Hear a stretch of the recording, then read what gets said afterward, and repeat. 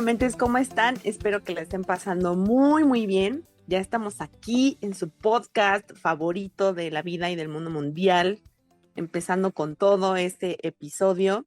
Y bueno, pues hoy vamos a hablar acerca de la ganancia y la utilidad en los negocios. Y bueno, para quienes hemos emprendido en algún momento, si ustedes han pensado en emprender, tenemos que tener en cuenta un montón de factores que yo la verdad jamás en la vida había pensado, y entre ellos está lo rentable que tiene que ser el negocio. Si este negocio, de lo que sea que vayamos a hacer, nos va a dejar el dinero suficiente para seguir invirtiendo en él. Entonces, pues la verdad es que este episodio a lo mejor puede sonar un poco de, ya mire que me sirve, pero no, la verdad es que sí es muy útil porque con esto podemos hacer proyecciones de ventas, cuál va a ser el tipo de negocio que queremos poner, cómo a lo mejor iniciar un negocio.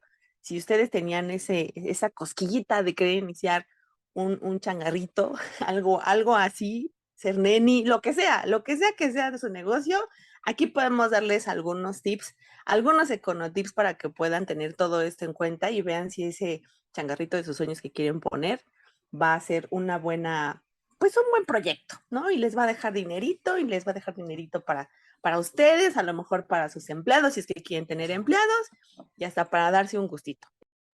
Bueno, pero antes de empezar el chismecito económico sobre la ganancia y utilidad en los negocios y cómo quebramos con la venta de dulces, que fue creo que el primer emprendimiento de muchos, voy a presentar al equipo de los Econopapis y las Economamis. Vamos a presentar al equipo siempre útil de la Facultad de Economía: Diego Molina, Karen Miranda, Carlos López y Eduardo Linares. Digan hola. Hola. Hola. Hola. Hello. Y bueno, pues aquí su servilleta, Sara Arteaga, de la Facultad de Estudios Superiores Acatlán, en comunicación. Uno que solamente es bonito y bonita y piensa que estudia comunicación para no tener que encontrarse con nada de estas cosas, pero la vida te pone retos y terminas viendo números. Entonces, bueno, chicos, pues vamos a continuar con el chismecito económico. Oigan, pero me estaban contando justo sobre esto de pues los costos, ¿no? Para poder empezar a invertir en un negocio, y creo que podemos comenzar tal vez por ahí. Yo, la verdad, mi primer acercamiento a un negocio, no sé si ustedes les llegaron a poner en la primaria a vender Boeing. Creo que eso fue lo primero que hice cuando yo era niña o cuando yo era más joven. Creo que fue mi primer acercamiento a un negocio y a administrar dinero. Pues empezando a tu pregunta de qué son los costos, o más bien yo diría qué tipo de costos existen, ya lo decíamos en otros capítulos. Esta frase yo se la pirateé a un profe, pero él decía que las personas, los países y las empresas no son iguales y no se pueden comportar igual o medir igual, pero se parecen mucho. Entonces, retomando así lo que vimos en los primeros capítulos, nos acordábamos, o bueno, retomamos que había costos fijos y costos variables. Es más o menos, no exactamente, porque precisamente se parecen, pero no son iguales. Es más o menos lo que decíamos de los gastos, bueno, los costos prioritarios y los no prioritarios. El fijo podría ser como un prioritario, bueno, ahí depende, ¿no? Porque un variable también puede ser prioritario, pero solo veámoslo así. Un costo fijo es aquel que pues va a estar cada periodo, ¿no?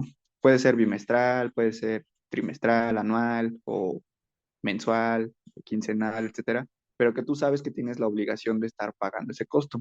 Entonces, el costo fijo va a ser eso. Un costo variable va a ser aquel en una empresa o en un negocio, aquel que tú vas a estar como, que no siempre va a ser igual porque va a depender del tamaño de producción que tú quieras hacer o del tamaño de servicios o el tamaño de cosas a las que te dediques a hacer. Dependiendo de cuántas vayas a vender o cuántas te pidan o cuántas estés haciendo, pues eso va a ser el costo variable. Entonces, un costo total sería la suma del costo variable más el costo fijo.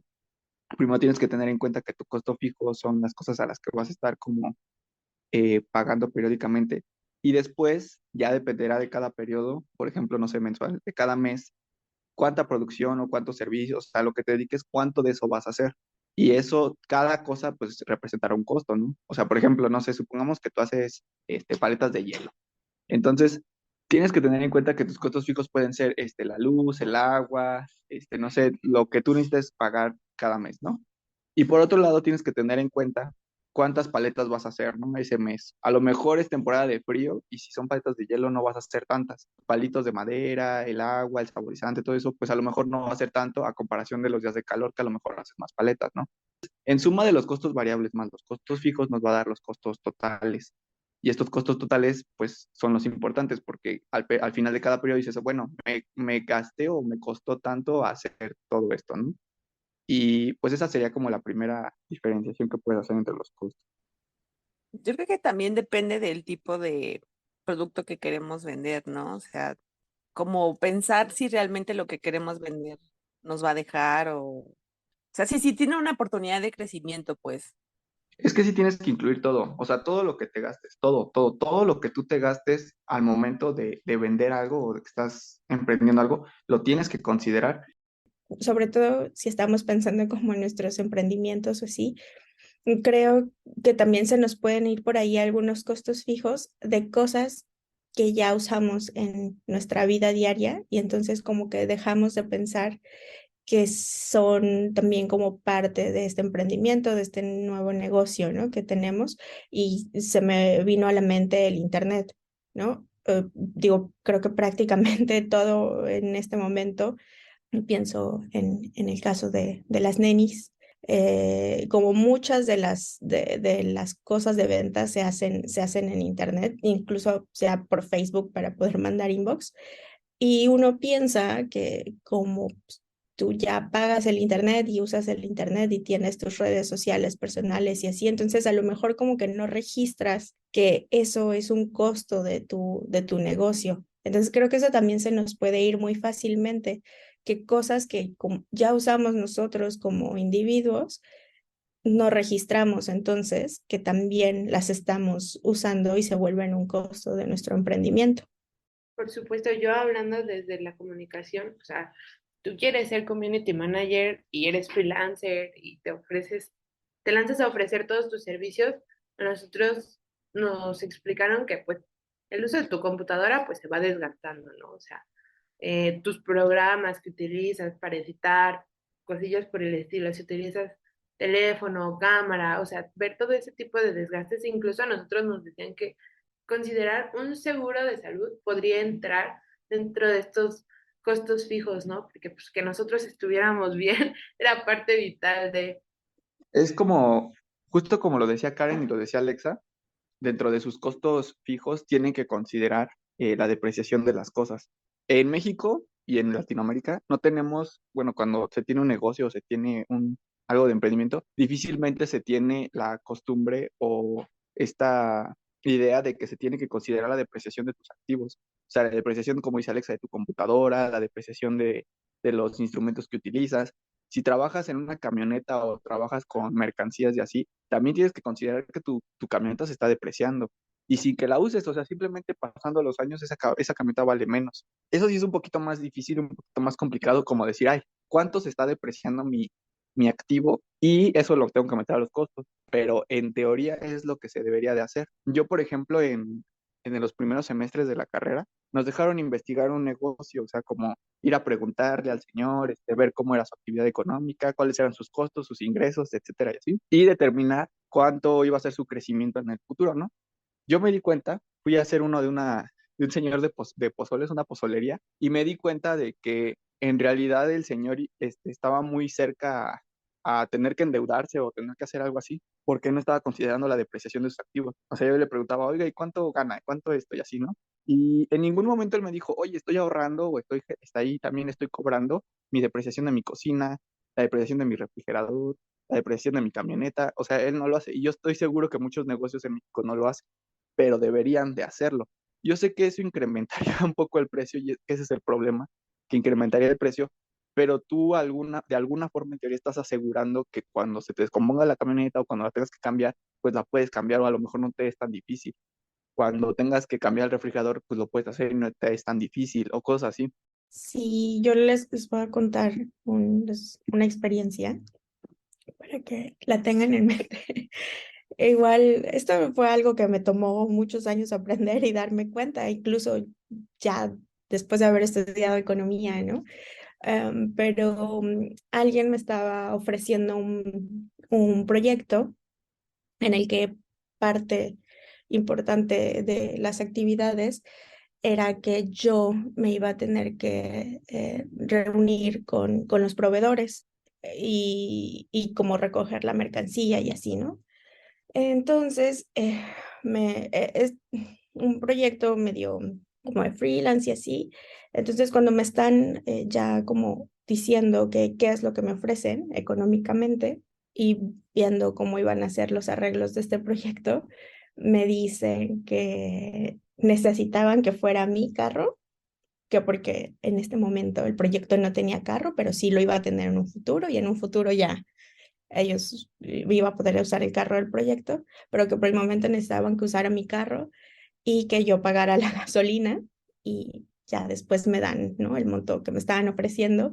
Y pues sí, muy amablemente les tuve que mandar un mensajito para decirles que pues, muchísimas gracias, pero lo que me ofrecían para nada iba a cubrir los gastos en los que yo iba a incurrir, ¿no? Que justo yo al poner mi carro, pues mi carro se iba a depreciar de una forma mucho más rápida que con el uso que yo le doy de forma personal, que yo tener que pagar la gasolina con el costo de la gasolina en el que estaba en ese momento, se iba a llevar gran parte de la cantidad monetaria que ellos me estaban ofreciendo. Entonces, sí, justo, pues creo que a lo mejor son cosas en las que no pensábamos. Chance yo, igual como antes, siendo más joven, no hubiera pensado en eso y hubiera dicho como sí, sí, pero, pero sí son cosas en las que necesitamos empezar a pensar y a ser conscientes. Porque uno, si es nuestro propio proyecto y nuestro emprendimiento, pues esa puede ser la clave de que no nos vaya tan bien, porque se nos están yendo costos y gastos que no estamos reconociendo. O dos, como en este caso, pues también para que no dejar que luego venga ahí un vivillo que quiera no correr ningún riesgo y llevarse todas las ganancias, ¿no? Sí, muchos podrían decir que es un abusivo y obviamente cuando pasa eso, pues la gente abusa, ¿no? Pero si lo relacionamos con los capítulos anteriores y con lo que hemos estado hablando, el trabajador se estaba apalancando de tu carro y de tu sueldo, de tu gasolina. O sea, él estaba ganando un beneficio gracias a tus cosas. Entonces, para que vean que los conceptos como que sí van como entrelazados, o sea, él estaba haciendo más dinero, estaba teniendo ganancias gracias a los activos que tenía Karen y se estaban depreciando los activos de Karen y él estaba llevándose la utilidad. Sí, y con esto pienso con lo que decía Alexa, perdón, nada más rápido. También como, pues para todos nuestros economantes freelance que hacen como algún tipo de trabajo de diseño o así, o sea, yo les pongo el ejemplo, ¿no? De mi carro y de la gasolina, pero es tal cual lo que decía Alexa, esto mismo aplica para tu computadora y los programas que usas, ¿no? Justo lo que dice Diego, en este caso la empresa que estaría contratando sus servicios se está apalancando de tus activos, porque tu computadora, el activo físico, pues es tuyo y se va a depreciar y cuando se llegue el punto en el que ya no sirva, tú la vas a tener que volver a comprar. Tú vas a tener que estar pagando los, eh, los programas que estás usando. Entonces, pues sí, justo, la empresa se está apalancando con tus activos y pues no, amiguitos, no dejen que les hagan eso.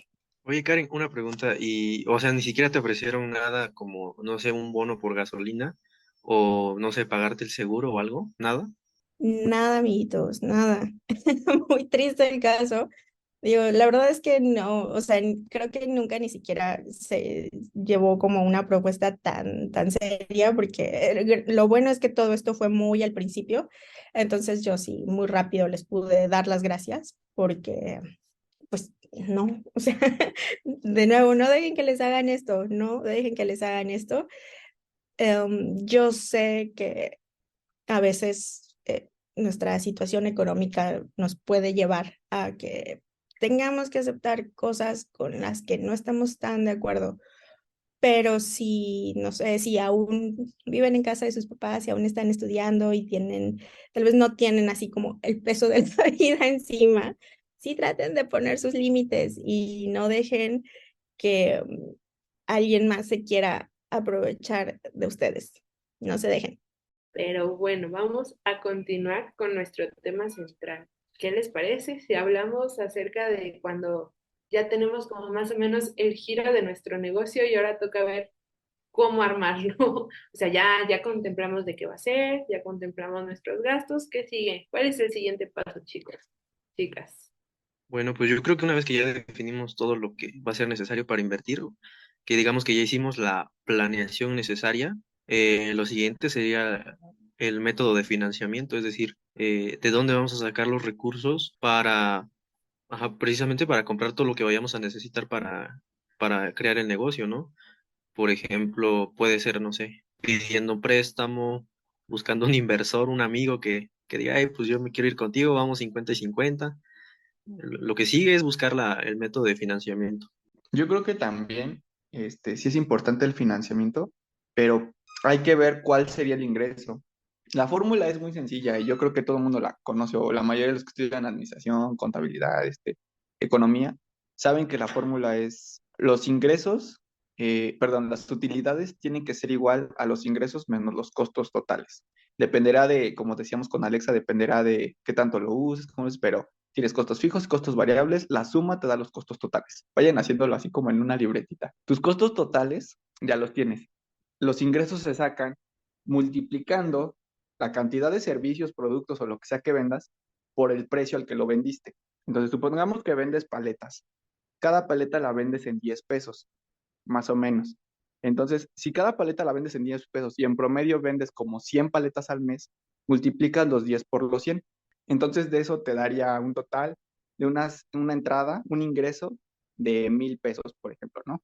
Entonces, eso quiere decir que tu ingreso es ese, es la multiplicación del precio al que lo vendes por la cantidad que estás vendiendo. Ese ingreso se le van a restar los costos. Los ingresos son la multiplicación menos los costos totales que ya les había dicho. La diferencia entre esos dos te va a dar la utilidad. La utilidad, como lo dijo Alexa, pues sí es la ganancia, la utilidad. Eso ya es el rendimiento de tu negocio. Eso es lo que se le va a quedar al negocio, por así decirlo. Mucha gente confunde sus ingresos con su utilidad y esto es importante porque muchas veces tú ya invertiste, ¿no? Ya tuviste tus costos y todo, y cuando vendes y todo y así, y recibes ese dinero, piensas que esa es tu ganancia y no, hombre, no. O sea, porque tienes que reponer los costos, lo que te costó y todo, y la diferencia de eso, pues ya es tu ganancia. Normalmente, dependiendo del mercado, pero generalmente nos vamos a mercados competitivos, mercados en donde hay muchos vendedores y muchos compradores y así, sobre todo cuando vamos a empezar a emprender. Tú tienes que ver más o menos cuánto es el precio de lo que tú quieres vender. Ajá, por ejemplo, tú quieres vender sudaderas y tú dices, no, pero es que yo quiero vender sudaderas veo más o menos en cuánto lo anda vendiendo la gente. Ese más o menos cuánto lo anda vendiendo la gente, tú te tienes que dar una idea porque van a ser tus competidores directos. Como van a ser tus competidores, aquí dependen muchas cosas, el marketing, tu calidad, etcétera, tus costos y todo, pero para que tú tengas ganancias, por obviedad, tus ingresos tienen que ser mayores que tus costos. Si tus costos son mayores que tus ingresos, pues claramente no vas a tener ganancias, vas a tener pérdidas, porque el resultado te va a dar un número negativo. Tienes que tener más, o sea, el chiste de que tengas un negocio es que tus ingresos sean mayores que tus costos. Y puedes hacerlo de dos formas. O que incrementen mucho los ingresos, a diferencia de los costos, o que tus costos se hagan muy chiquitos y tus ingresos pues se mantengan. Son las dos formas en las que tú le puedes dar un crecimiento a la utilidad. Lo deseable para cualquier empresa, negocio, lo que quieras, es que la utilidad crezca. Hay negocios en donde los costos son muy altos, pero los ingresos son muy altos y pues, ahí se compensa. O hay negocios en donde los ingresos son más o menos, pero los costos son súper bajitos, entonces la utilidad la compensa. El punto y las mejores empresas, los mejores negocios y lo que quieran para que lo tengan de referencia, es donde los ingresos son muy altos y los costos son muy bajos, porque la utilidad va a ser pues grande, o sea, el margen de ganancia va a ser alto. Ese sería el margen de ganancia para la empresa. Que hagamos un estudio de mercado antes, dice Diego. Justo iba a decir del estudio de mercado y pensé que Alexa tal vez nos podría contar más, pero es que algo que estaba pensando ahorita mientras nos escucho es que creo que todavía antes de conocer nuestros costos fijos, nuestros costos variables, de tener como un aproximado de nuestros ingresos, creo que el primer paso es que necesitamos saber si lo que queremos vender, ya sea un producto o un servicio, realmente tiene cabida en el mercado. Y volviendo, ¿no?, al ejemplo de los que hemos vendido dulces en la secu, en la prepa, yo qué sé, pues ahí como que tú estás inmersa en tu mercado y sabes si tus compañeros quieren ese producto, en este caso los dulces, y qué tipo de dulces les gustan y así, tienes como conocimiento de primera mano, ¿no? De qué es lo que tu mercado quiere, pero también eso lo tenemos que llevar ya a nuestros emprendimientos en el futuro. Justo creo que sí tenemos que empezar con un estudio de mercado para saber qué es lo que quiere nuestro mercado, ¿no? A lo mejor el producto o el servicio que nosotros tenemos en mente no es realmente lo que está buscando el mercado. Entonces, creo que ese sería el primer paso. Primero necesitamos saber si nuestra idea sí va a ser bien recibida. Sí, claro, es estudiar la demanda, ¿no? Bueno, o sea, yo sé que muchos le dicen estudio de mercado así, pero vas a estudiar la demanda. Y básicamente en las estructuras del mercado, como ya sabemos, hay tipos de demanda. Yo tengo una nota en donde tengo los precios, cómo se adquieren los precios por tipo de demanda. Y yo digo que, bueno, yo no lo digo, o sea, lo retomo de libros de micro, pero hay tipos de demanda. Y nosotros sabemos que hay demandas elásticas, inelásticas y neutras, ¿no? Entonces, una demanda elástica va a depender mucho del precio y una inelástica no tanto. O sea, tú tienes que ver si tu producto es esencial para la gente, o sea, si realmente lo necesitan. Yo sé que, o sea, dejando ahorita de lado un poquito la publicidad y eso, porque la publicidad es como algo, es la medicina para las cosas que no sirven y las puedes vender. O sea, si tú quieres vender algo que a lo mejor no sirve demasiado, no tiene mucho valor de uso, pero lo quieres vender, pues la publicidad es la solución y lo va a vender. O sea, tan solo veamos cuántas cosas se venden solo por la publicidad que no sirven para nada. Pero, suponiendo que ahorita no tienes para publicidad o lo que sea, o lo estás dejando tantito de lado, las demandas son muy importantes, porque una demanda elástica, difícilmente, cuando tú varias el precio, difícilmente te van a comprar. O sea, no sé, no es lo mismo que vendas dulces, que su demanda es elástica, porque tú puedes decidir comprar o no comprar dulces, o sea, dices, yo ahorita tengo ganas de dulces, pues voy y los compro porque tengo dinero. O, ay, mejor lo ahorro y no. O sea, la demanda elástica no te permitiría comprar los dulces, o tu demanda podría irse rapidísimo, tus clientes se pueden ir rapidísimo. Pero si la demanda es inelástica, no importa el precio al que lo vendas, la gente sí o sí lo va a comprar. Y esto depende mucho si es un bien necesario o no es necesario. Por ejemplo, el más clásico de los bienes inelásticos, pues es la gasolina, porque no importa qué hagas, o sea, no importa si la gasolina sube o baja o lo que sea, la gente va a buscar la forma de comprar gasolina, y no por gusto, sino porque muchos se dedican a eso, muchos trabajan, muchos eso. Entonces, la gente va a optar por subirle el precio a sus cosas antes de dejar de comprar. O sea, no es como que digamos, ay, hoy no tengo ganas de echarle gasolina a la camioneta para ir a trabajar. Pues no, o sea, la necesitas. Entonces, los mejores productos o los productos que se venden bien y que vas a tener muchísimos clientes y así, son aquellos que su demanda es inelástica. Son aquellos que no importa el precio que tú le des, ellos te lo tienen que comprar o ellos te lo van a comprar porque lo necesitan, independientemente, les digo, de la publicidad. Pero si tú vendes productos que no necesitan, que su demanda es súper elástica, o sea que a cualquier variación del precio cambia la demanda, te pueden decir, ay, no, es que ahorita no tengo ganas de comprarlo, pues claramente no vas a vender nada. Y aún más si no tienes publicidad, pues peor, o sea, no va a pasar. Por ejemplo, tú pones una tortillería, hay muchas tortillerías ya no sé, en tu colonia o lo que sea. Entonces, supongamos que el precio de la tortilla está en 10 pesos. Yo sé que ahorita está más, ¿no? Pero supongamos que está en 10 pesos. Está en 10 pesos. Y tú por tus costos o por lo que quieras o por querer ganar más, la vendes a 15 pesos. Pues muchas personas van a ir a tu tortillería y van a decir, ¿en cuánto? En 15 pesos. Y muchos van a saber que alrededor está en 10 pesos. Entonces va a decir, no, ¿sabes qué? Prefiero ahorrarme los 5 pesos. Entonces irían a comprar otro lado. Tu demanda ya es elástica, porque si tú cambias el precio, vas a cambiar la cantidad de clientes que tengas. En cambio, si vendes algo que es único, que de verdad nada más tú lo puedes hacer, o yo qué sé, ahí estamos hablando de un monopolio. Los monopolios generalmente tienen demandas inelásticas. Pues entonces la gente te lo va a comprar. Así lo vendas en 100 pesos las tortillas, te la van a comprar, pero suponiendo que fueras el único productor. Bueno, ya tenemos nuestro estudio de mercado, ya sabemos el nicho, ya tenemos nuestros costos, ya determinamos el tipo de mercado, ya vimos la parte de la financiación. ¿Cuál es el siguiente paso? Podría ser, no sé si han tocado el tema, pero la recurrencia de los productos al poner un negocio. Y con esto me refiero a que, por ejemplo, como experiencia personal, hace tiempo nos dedicábamos a vender tenis y era un producto muy recurrente, es decir, podíamos vender un par hoy y la misma persona podía venir a comprarnos en 15 días otro par para esa misma persona. Mientras que cuando vendes un producto que no es recurrente, por ejemplo, no sé, un set de desarmadores, solamente compras una vez y no vuelves a comprar. Entonces, creo que la recurrencia, o sí la recurrencia, o vender un producto, ¿no? Que la gente compre y compre y compre y compre. Por ejemplo, todas las tiendas de abarrotes y eso, pues, son muy recurrentes. En mi caso personal, tenis, o sea, siento que tendría que ver un poco que ver ahí con la recurrencia para que la gente esté viniendo a nuestro negocio y no tengamos que andar buscando nuevos clientes. Oigan, y justo sobre esto de las utilidades y las ganancias, como ya nos lo dijo Diego, son distintos. ¿Cómo calculamos nuestro sueldo como los dueños o dueñas de estos emprendimientos? Lo que yo haría, o sea, en teoría, pero sé que no sería posible porque, o sea, esta es la teoría y lo que se haría realmente. En teoría, también en mercado laboral, tengo unas notas por ahí o unas infografías de mercado laboral. El mercado laboral, en la teoría del mercado laboral competitivo, se dice que cada empleado o cada persona que constituye una empresa o algo así, tiene que pagársele como si casi, o sea, casi objetivizan al ser humano, ¿no? O sea, dicen, mira, al ser humano lo tienes que mantener como si fuera una máquina, como si fuera uno de tus activos depreciados, ¿no?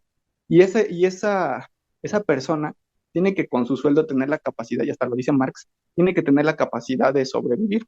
O sea, sus alimentos, sus transportes, su salud y todo eso así. Sería un mundo bien utópico que pudiéramos pagar eso, ¿no? O sea, que los salarios realmente pudieran pagar eso en las empresas y en todos lados, que te dieran una calidad de vida, por así decirlo. Eso es lo que dice el mercado laboral competitivo, que las personas tienen que ganar más o menos en proporción a lo que producen y a lo que su estilo de vida les necesita, ¿no? Entonces, si tú como dueño y trabajador de tu empresa dices, a ver, ¿cuánto me puedo poner de sueldo? Y está dentro de tus posibilidades, de tus utilidades, de tu ganancia, pagarte lo necesario para que tú sobrevivas el mes, pues está todo dar, ¿no? O sea, eso sería lo ideal, porque te estás pagando como si fueras un empleado más, ¿no? Eres dueño y empleado a la vez, pero que lo normal es que no suceda eso, que la empresa no te dé lo suficiente para que tú puedas sobrevivir el mes o lo que sea. Entonces yo creo que lo conveniente sería que de tus utilidades o así, simplemente agarres de lo necesario para lo que tú has hecho en la empresa. O sea, para que no salga como de otro ingreso, porque imaginemos, hay muchas personas que se avientan al negocio así y dejan su trabajo, o sea, dicen, yo ya me voy a aventar a tener una tienda y ya no voy a trabajar otra cosa. Entonces, ¿con qué van a sobrevivir? Necesitan de menos, o sea, el mínimo, que sería como un costo bien marginal de lo necesario para poder trabajar bien en tu negocio. Eso sería lo mínimo que te deberías de poder pagar con tus utilidades. El problema de a veces empezar una empresa o un emprendimiento es que generalmente las utilidades ni siquiera te da para darte un sueldo, o sea, ni siquiera te da para que tú te puedas repartir. Generalmente es para solamente costear y regresar el retorno de capital y así en los primeros años. Después de esos primeros años, yo creo que sí lo ideal es que te asignes un sueldo. Entonces, dentro de tus costos fijos y variables, vas a considerar los sueldos de todas las personas que trabajan ahí contigo. Y entre esos sueldos vas a considerar el tuyo, aunque seas el dueño, tienes que considerar el tuyo. Entonces, al momento de que haces la diferencia de ingresos menos el costo, tú ya tienes tu sueldo, o sea, tú ya tienes tu dinero y la utilidad que se genera no es tuya. Bueno, así es tuya, pero debes de tener la disciplina, debes de tener la idea de que no es tuya, es de la empresa y no la puedes tocar porque tú no sabes en qué momento le vaya a pasar algo a la empresa, le vaya a pasar algo al negocio y necesites de ese capital que se va juntando. La utilidad que se va juntando se le llama capital. Entonces, es como un esquema sencillo. Tú ya una vez que está bien tu negocio, te tienes que asignar un sueldo, aunque seas el dueño, tienes que asignar un sueldo y ese sueldo lo metes dentro de tus costos para que no afecte la utilidad de la empresa, que esa tiene que estar intacta, es de la empresa sola y se va juntando y se va generando capital. He visto TikToks de gente, no sé, que pone, alguna chica que pone uñas y empezó como con un localito y hasta le ponen una canción de fondo y entonces el TikTok es como el desarrollo de su negocio, de cómo empezó con una mesita, cómo tiene como 2 sucursales o 3. Y justo me preguntaba como todo eso, ¿no? O sea, cómo hacen para administrar el dinero del negocio para ir creciendo, ¿no? Y creo que de alguna manera todo esto que hemos hablado contesta muchas de estas preguntas que nos hacíamos, ¿no? O sea, cómo administrarnos para seguir invirtiendo, ¿no?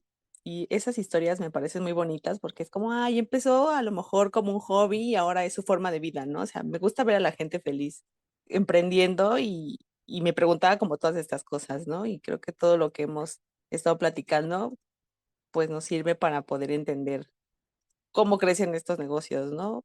Chiquitos, que pasan de ser chiquitos, exacto, a, no sé, convertirse en 2, 3 sucursales, ¿no? No sé, me gusta mucho. ¿En qué seguíamos? Nos van a enseñar a hacer proyecciones de ventas. Sí. Bueno, sobre proyecciones de venta, quizá cambie un poquito como el significado entre, no sé, comunicación o sociología y lo que es economía. Más que nada las proyecciones de ventas en economía, o pues las proyecciones en sí, es cómo pronosticas a futuro acorde a tus resultados del pasado. Por ejemplo, ¿no?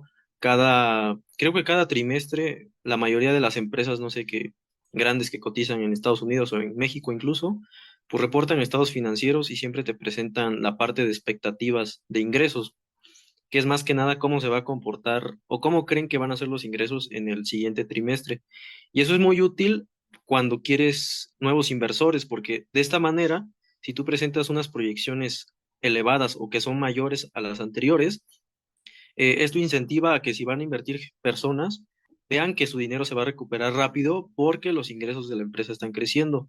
Ahora, como proyecciones como metas, es decir, como yo emprendedor, ahorita estoy vendiendo 200,000 y quiero, no sé, al próximo año estar vendiendo el doble, debe estar sustentado de alguna manera, ¿no? Porque yo creo que muchas personas, o más que nada las metas, se las plantean como si fuera algo como una especie como de fe o de positivismo, y yo creo que debe estar más anclado al comportamiento real de una empresa. Es decir, si no tienes la suficiente inversión o no estás haciendo los suficientes planes de venta y quieres vender el doble, pues no hay manera que lo logres. Bueno, pues ya que hicimos nuestro changarrito, pero nos dimos cuenta que lamentablemente no funcionó, no fue rentable, no nos están saliendo las cuentas, ¿verdad? ¿Qué es lo que tenemos que hacer para cerrar un negocio, pues de alguna manera bien, recoger nuestra dignidad y, y tener que decirle adiós a nuestro sueño de poner un emprendimiento? Porque bueno, pues es algo que puede ocurrir o es muy común. Muchísima gente ha perdido muchos negocios, digo, vuelve a comenzarlos, pero híjole, puede ser una etapa difícil para las personas y no saber incluso cómo cerrarlo, ¿no? Cómo cerrar este negocio, cómo cerrar esta etapa. Primero que nada, cuando siempre te estás creando tablas, ¿no? Tal vez al principio sea común que incluso tus costos sean un poquito más elevados que tus ingresos y tengas pérdidas, en este caso vas a tener que hacer más inversión, o que estés tablas, o sea, que de plano todo lo que ingresaste, todo lo que vendiste, te está simplemente pagando tus costos. Al principio es común, ¿no? Pero si ya llevas rato, no sé, más de un año o así, que de plano no ves ni siquiera un poquito de ingresos, y peor aún, o sea, que tus costos son más y que nada más te la pasas invirtiendo en el negocio y no está jalando, ni siquiera tienes ventas, pues claramente es un indicador de que hay que cerrarle, ¿no? O a lo mejor no de cerrarle, o sea, yo lo que haría primero sería ver qué está mal, ¿no? Si estoy vendiendo mal el producto, si lo estoy vendiendo en un lugar que no es, si es un cliente difícil, si mi producto, si es malo, como decíamos, no sé, consideras muchas cosas. Pero suponiendo que ya arreglaste todo, o que tú sientes que todo está muy bien, o sea, que tú estás dando lo mejor de todo y aún así tus costos te están ganando, no estás teniendo los ingresos, pues entonces yo creo que es un ejemplo o es un indicador de que pues probablemente el negocio no funcione. Ese es uno. El segundo, ya de una forma como más técnica, esto se ve en micro y se le llama precisamente así, punto de cierre o punto de quiebra. Y para una empresa, bueno, una empresa o un negocio puede tener diferentes productos, ¿no? Si tiene diferentes productos, lo que puedes hacer en este caso es cancelar la venta de ese producto. Pero si eres un negocio de un solo producto, pues entonces ya se te arruinó todo el negocio, ¿no? Entonces, para este tipo de empresas, el punto de cierre siempre ocurre cuando el ingreso marginal está por debajo de los costos variables marginales. ¿Esto qué quiere decir? El ingreso marginal, ya les dije, el ingreso son el total de las ventas, ¿no? O sea, lo que llegaste a vender todo. El ingreso marginal es como, más o menos, para que se den una idea, no exactamente, pero es más o menos como el ingreso que proporcionalmente te dio cada una de tus productos o cosas que vendiste. O sea, de todo el ingreso lo vas a tener que dividir o sea, vas a tener que darle una proporción a cada uno de las cosas que vendiste. Entonces dices, no sé, tuve un ingreso muy alto y ese ingreso lo voy a dividir entre las cosas que vendí, productos o servicios, es un ingreso marginal. Cae por debajo de los costos marginales, de los costos variables marginales. El costo variable marginal es lo mismo. De los costos variables que les había dicho, el costo variable es el costo que incurres para la fabricación o lo que sea de tu producto o de tu servicio. Y el costo marginal es qué tanto de ese costo total le corresponde a cada uno. Entonces, si tú te das cuenta de que el ingreso marginal, o sea, el ingreso por cada producto, está por debajo de los costos variables marginales, es un indicador de que no está funcionando. Porque la lógica de esto es que por cada venta o por cada cosa que tú hagas, no está pagando el costo de cada cosa individual. Entonces, eso quiere decir que no es un buen negocio, o sea, no está funcionando, no está jalando porque ni siquiera tiene utilidad. O sea, el ingreso está por debajo de cada cosa. Esa es una forma más difícil de hacerlo. A lo mejor simplemente bastaría con la primera, pero pues a lo mejor en un análisis más profundo, si tú te das cuenta de esta segunda cosa, de que los ingresos marginales caen por debajo de los costos variables marginales, entonces quiere decir que sí el negocio está mal, o sea, no está funcionando para nada. Entonces ahí podrías decir, ¿sabes qué? Esto no está funcionando y si te queda un poco de capital, pues mejor ya no lo inviertas, mejor ya retírate y ya lo intenté. O pues busca vender otra cosa o dedicar otra cosa o así, porque pues también hay que saber reconocer cuando algo no está funcionando. Sí, de hecho yo tengo una anécdota más sobre eso. Tengo un conocido que se dedicaba a la venta de pescados. Bueno, todavía se dedica. Pues fue herencia, ¿no? Realmente el negocio se la traspasó su suegra. Y empezaron bien, empezaron a trabajar. Pues les empezó a ir bien de alguna manera. Compraron, no sé, como una camioneta primero para ir por mercancía y les estaba yendo bien y en eso empezó la pandemia. Y recuerdo que una vez me dice, como él se dedica al negocio de venta de pescado fresco, entonces me dice, oye, quiero abrir una marisquería, le digo. Y me dice, y justo estaba empezando la pandemia, era como julio, agosto. Y yo le dije, pues mira, la verdad, como va la pandemia, yo no te lo recomendaría porque pues todos los negocios de servicios y restaurantes van a ser los principales afectados. Entonces vas a invertir mucho y no vas a recuperar tu dinero. Y pues yo se lo dije así de una manera, ¿no? Pero él pues no, pues decidió no escucharme y bueno, lo hizo, ¿no? Abrió el negocio a inicios de la pandemia y digamos que, como todos sabemos, la semana fuerte de la venta de mariscos o de pescado es en Semana Santa, o sea, se vende demasiado.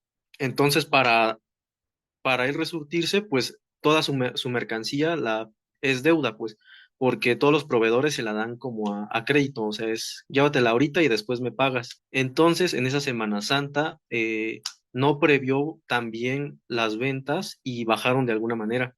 Entonces, poco a poco se fue complicando la cosa hasta que a mitad de ese año, a mitad de ese año, eh, ya pues las deudas se le empezaron a incrementar. Una, porque se endeudó muy grandemente en esa temporada y no sacó todo el dinero que quería. Dos, en lo que restó del año, pues siguieron bajando más, o sea, no se recuperaban las ventas. Entonces, cuando, cuando bajaban sus ingresos, pues ya no tenía para pagar las deudas que había contraído anteriormente, ¿no? Y aparte empezó a ocupar el dinero del negocio. Eso es un error muy grande que ya lo han mencionado mis compañeros, que considerar los ingresos del negocio como tuyos. Y entonces empezó a construir una casa con ese dinero y luego compró otra camioneta que no necesitaba, dado que la venta no estaba tan alta. Entonces fue una inversión pues innecesaria de alguna manera, sumándole a que todavía estaba pagando lo de la marisquería que había abierto el año pasado, y entonces pues se le juntó todo hasta el punto que tuvo que entregar, no sé si una o dos camionetas en garantía a los proveedores, y hasta tuvo que salirse del local donde estaba, que era más o menos grande, porque precisamente las rentas supongo que ya eran elevadas para todos los costos de pagar deudas, salarios y mercancía, pues llegó hasta el punto de estar casi hasta abajo.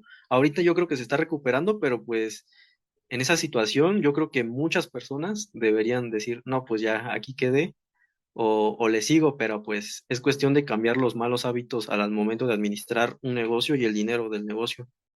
Pero pues ahora, para que nuestras economentes que nos escuchan no se queden a la mitad del camino o sea, si ese negocio ya no funcionó, no se den por vencidos de que no hay oportunidad en el emprendimiento, claro que sí la hay.